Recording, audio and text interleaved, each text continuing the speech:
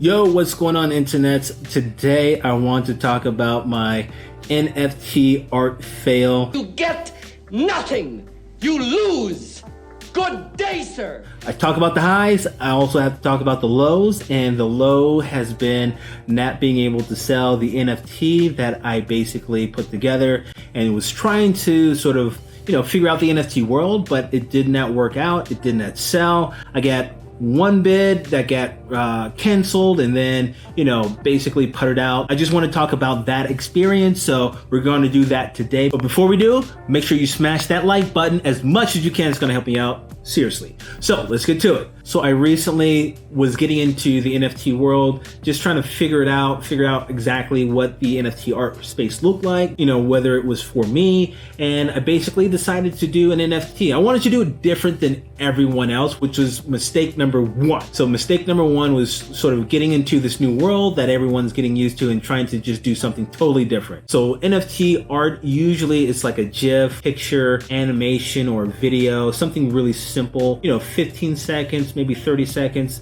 that you put up on, one of these platforms like Opensea or Foundation or Nifty Gateway. I wanted to actually figure out a way to use it to solve a problem in my practice. So I decided to, hey, let me document in the 3D world one of my murals. So I had a friend basically document my mural by doing photogrammetry and sort of creating this 3D space and basically just making it a 3D world that someone can download. Whoever wins this NFT can download and actually play in the computer, basically walk around the mural, see all the details that we captured 3D, so that when the mural goes away, there's basically like a 3D documentation of that space. So that's what I wanted to do for the NFT art, which was different than anyone else, which was, like I said, mistake number one. I wanted to do things that was just totally outside of the box, and that sort of hurt me. Why did it hurt me?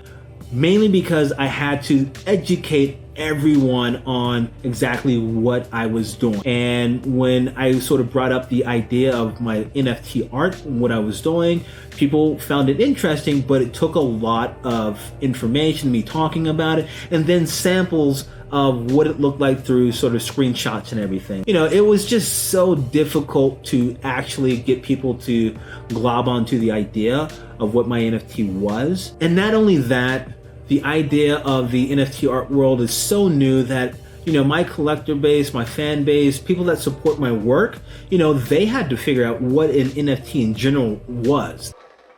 Holy Jesus. What is that? What the is that?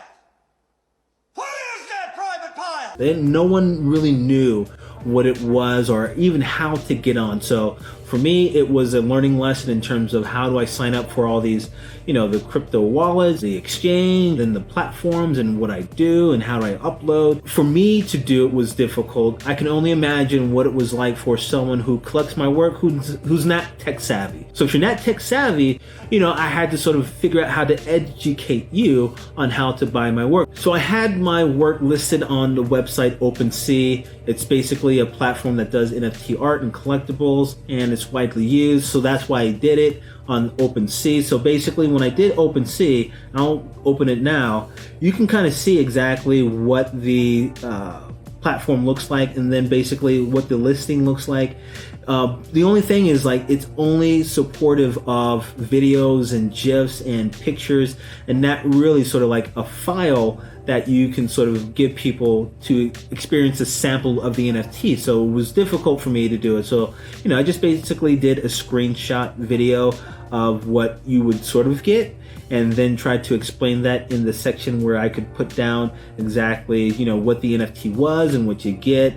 I even added a link to my website, basically showing exactly what you get with the NFT and sort of what it is and how I sort of built it, and how to actually buy the NFT. So it walks them through all the different steps of setting up a wallet, going to an exchange, and setting up an Opensea account. So I had to go through so much work just trying to figure out how to get people to understand what I was doing with this sort of artwork. It was just a lot of work, and I got lost in sort of the technical side of it and really got disinterested as I sort of try to progress in terms of just like trying to get it out there. And because there's only a small amount of my fan base or just my collectors that will understand NFT art, I had to go out there and sort of like promote on Twitter, which is like the place where a lot of the crypto world is. I had to go on there and sort of like promote and find accounts to sort of talk to and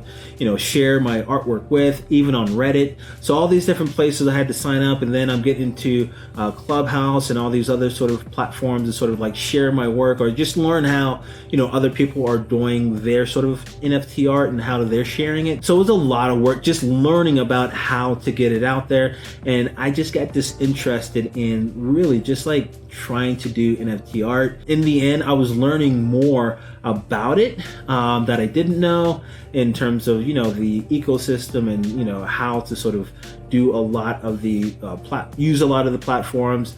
I was even learning the environmental impact that NFT art has, or just cryptocurrency in general has, since actually going through it, and more information has come to light. It's not something that I'm like super excited about sort of really getting involved in too much.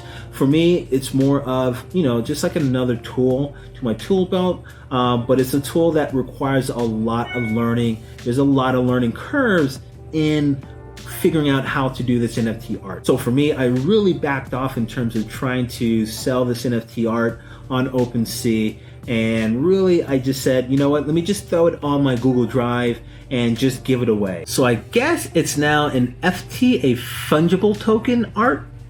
So that's what I'm doing now, is just throwing it on my Google Drive. I'll have the shareable link in the description so that you can sort of just download it yourself, because I just want this sort of work that I and my friend Michael Sperandeo have created to be shared by everyone. So hopefully you like this video and you like sort of me talking about the journey I had in terms of getting into the NFT art space. And it's a huge learning curve, and it's so new that there's no sort of rules. It's a wild west, and sort of you're gonna make these mistakes and learn from the mistakes that I did. And hopefully a lot of artists like you see out there are doing really great at it, and follow them and sort of like see what they're doing. And this space is great for digital art and video art and photography, anything digital. I see a lot of artists really just making it their own and sort of growing tremendously. So hopefully this can continue.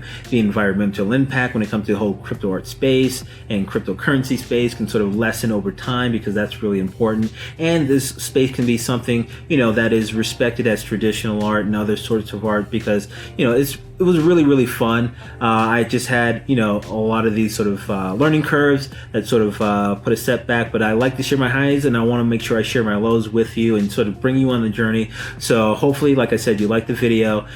Make sure you like, subscribe, and hit that bell notification so that you're notified whenever I do videos like this, and I will see you next time. Peace.